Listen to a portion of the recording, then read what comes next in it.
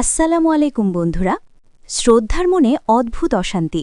একের পর এক বিপদ থেকে বেঁচে যাচ্ছে পরিবার, কিন্তু ঠিক তখনই বাড়িতে ঢুকে পড়ে ঘোমটা দেওয়া এক রহস্যময়ী মহিলা। সে কি সত্যিই অসহায়, নাকি নতুন কোনো চক্রান্ত শুরু হয়েছে? জানতে হলে পুরো ভিডিওটি শেষ পর্যন্ত দেখুন। আপনারা দেখছেন ভাগ্যরেখা গল্পের 458তম এপিসোড। তাহলে শুরু করা যাক।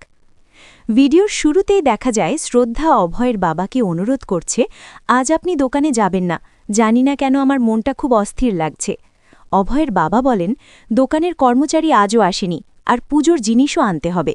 শ্রদ্ধা বলে, অভয় সব সামলে নেবে, আপনি প্লিজ যাবেন না।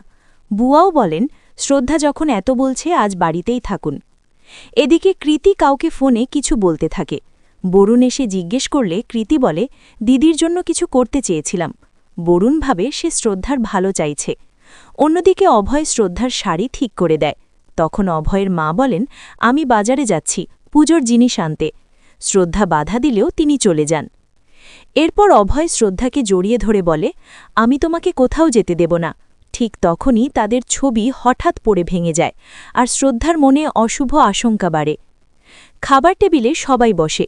অভয়ের বাবা বলেন, কতদিন পর এমন একসাথে খাওয়া হচ্ছে। হঠাৎ ফোন আসে, জানা যায় দোকানের ছাদ ভেঙে পড়েছে, কিন্তু সেখানে কেউ ছিল না। সবাই অবাক হয়ে যায়। বুয়া বলেন, শ্রদ্ধা না আটকালে বড় বিপদ হয়ে যেত। এদিকে অভয়ের মা বাজার থেকে ঘোমটা দেওয়া এক মহিলাকে নিয়ে আসে। তিনি বলেন, আজ এই মহিলা আমাকে বাঁচিয়েছে। ছিনতাইকারী আমার ব্যাগ নিয়ে পালাচ্ছিল, ওই উদ্ধার করেছে। মহিলা খুব গরিব, কাজের খোঁজে এসেছে, তাই তাকে বাড়িতে রাখার কথা বলেন। শ্রদ্ধার সন্দেহ হয়। সে বলে, এত বড় ঘোমটা কেন? এই বাড়িতে এর দরকার নেই। সে ঘোমটা তুলতে গেলে মহিলা কান্না করে বলে, আমার স্বামী মুখে দাগ করে দিয়েছে, তাই কাউকে মুখ দেখাতে পারি না। মহিলা রান্নাঘরের দিকে যেতে চাইলে শ্রদ্ধা তাকে থামায়, বলে, তুমি তো নতুন, রান্নাঘরের রাস্তা জানলে কিভাবে? তখন মহিলা বলে, কেউ ইশারা করেছে। কৃতি বলে, আমি ইশারায় বলেছি। বিষয়টা আপাতত মিটে যায়। মহিলা রান্নাঘরে চলে যায়, কিন্তু দেখা যায় ঘোমটার আড়ালে সে আসলে রোশনি। অন্যদিকে শ্রদ্ধার মনে সন্দেহ বাড়তে থাকে। রাতে শ্রদ্ধা ঘরে এসে দেখে অন্ধকার। সে অভয়কে ডাকতে থাকে। হঠাৎ লাইট জ্বলে ওঠে, ঘর সাজানো, সব অভয়ের সারপ্রাইজ। অভয় বলে, আমার মন শুধু তোমার জন্য।